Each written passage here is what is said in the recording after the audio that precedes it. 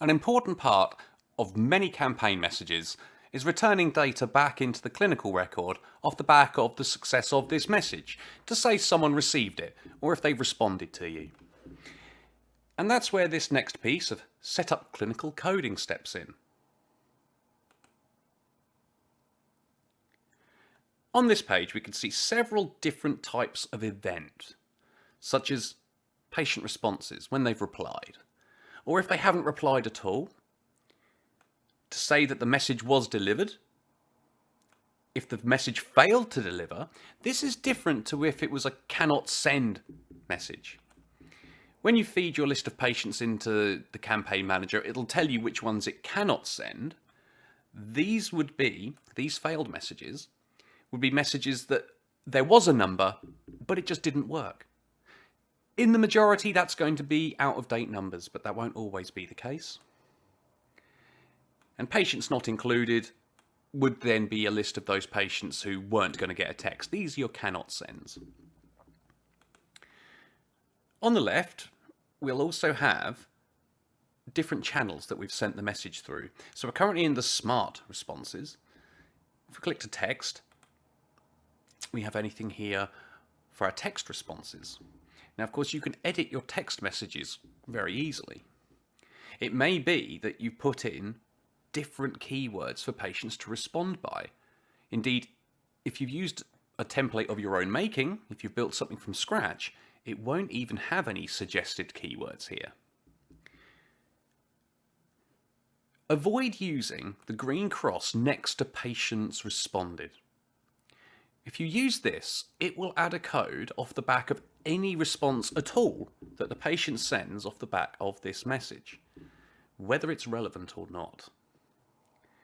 So much like we have here with our yes, no, decline and other, we can add in keywords that we want the system to look for.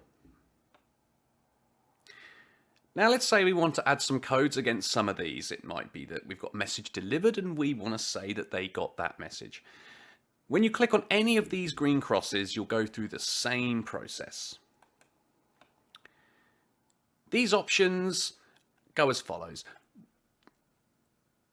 Add a note into the patient record. The second one, we can't access at this time because we're going to need patients to fall into this category.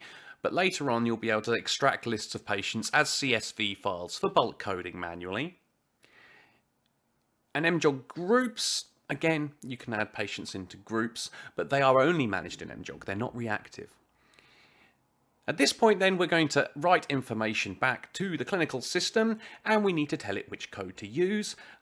I'd recommend using this lookup SNOMED code, as of course SNOMED codes are a lot longer. And we want to be sure we're using the right ones. In the box that pops up, search in the descriptions box for whatever it is you're looking for.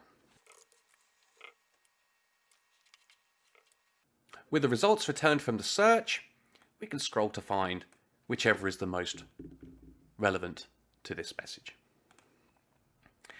There will be a comments box. This is a free text box for you to add whatever extra detail you want to add to this entry in the patient record. Click Add Action.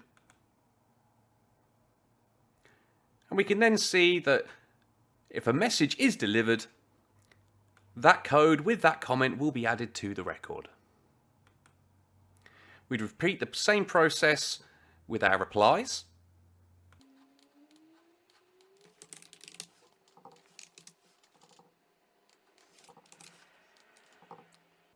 We may want to add one to any failed messages as well. Again, the patient had a number in their record, but that number didn't work.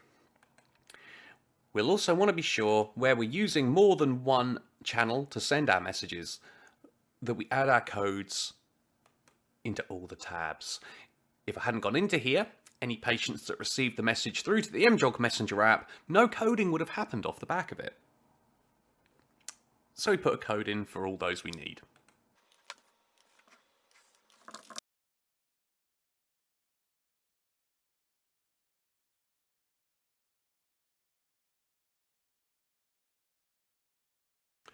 Once you've got codes added in for all the circumstances you're looking for, and under all the channels you're using, click continue below.